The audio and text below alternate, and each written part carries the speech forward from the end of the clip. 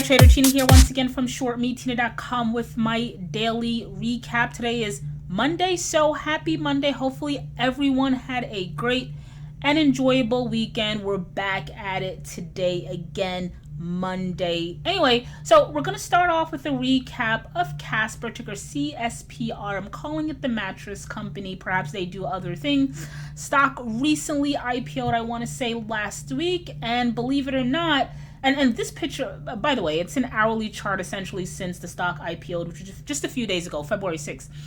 If you look at the chart, clearly the stock is in a decline. I mean, how many green bars do you see? I only see one. So that says a lot. Off about 10% on the day. It peaked on the first trading day. It peaked at $15.80. Today we closed at $9.99, going as low as $9.86. Not quite sure exactly what's happening after hours, but on my watch list I said to keep an eye on this. I think you're going to get a reversal, right? And I thought that reversal was going to come today.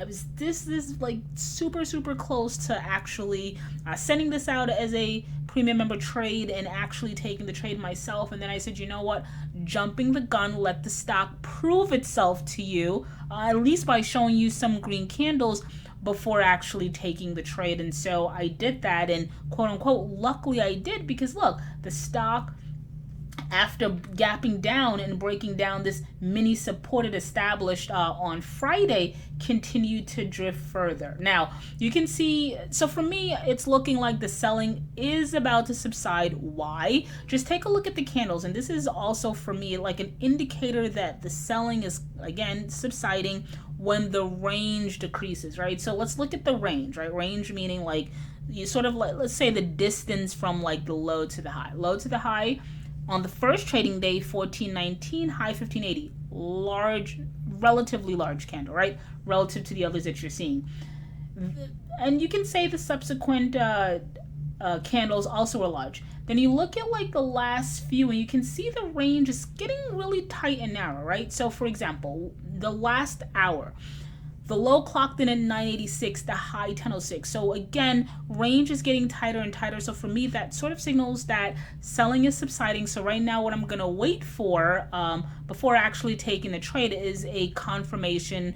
A lot of things to confirm, but mainly a green candle. So put Casper on your radar. I definitely think it can go from, let's say it dips a bit more, it can go from like 8 or 9 to around 14, I think, in a matter of days. All right, but I would say be patient, let the stock actually prove itself to you. What else?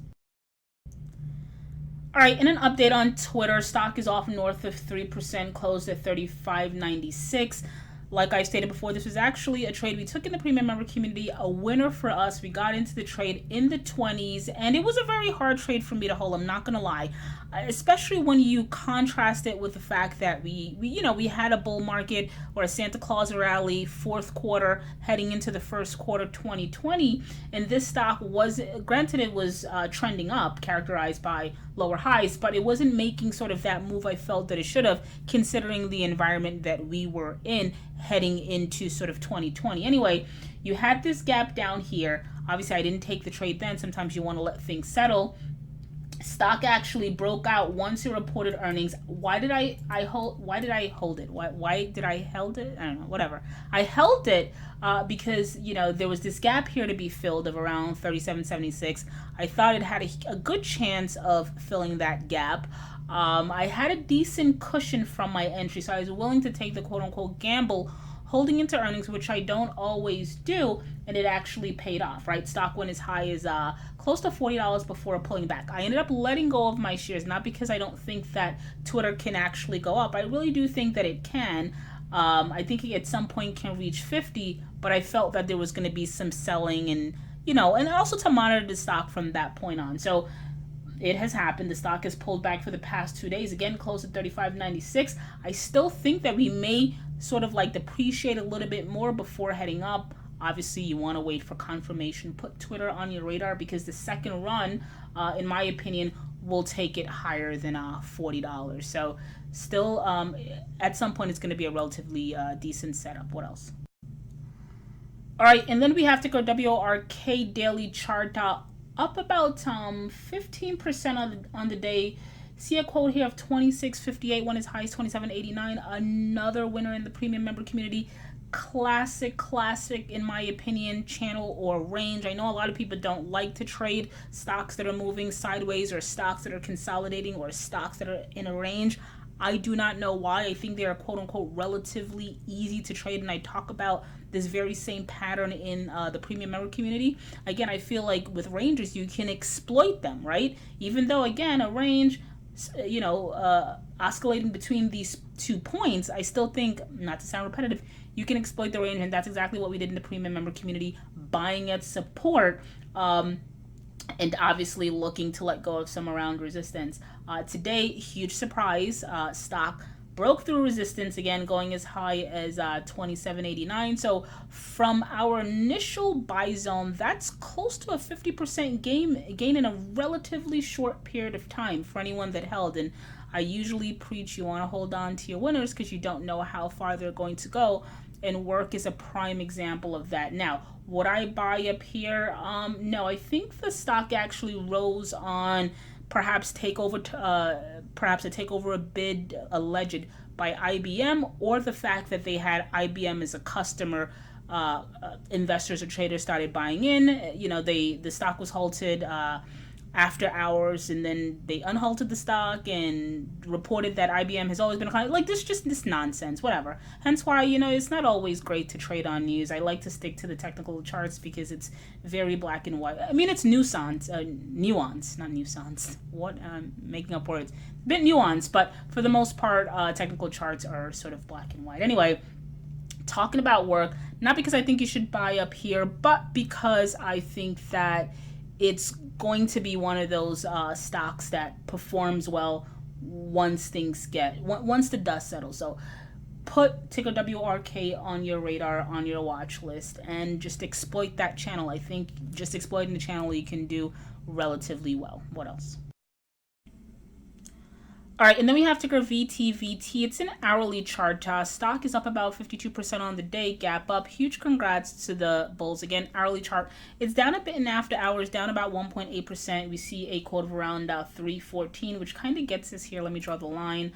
So this is like a critical spot for me, in my opinion. Heading into tomorrow, obviously you want the stock to open up above 320. If it does that, support has held. You can probably get a chance of it bouncing to the nearest resistance level, which is around 331. However, if it breaks 314 or it opens up below 320, I would definitely be paying attention to today's low of around 303. If it breaks that, I think for the most part, said and done, and this gap here at around 216 will be filled in short order. All right, so key thing here, as I've been saying for the past year since 2020 started, pay attention to how the stock opens up. What else?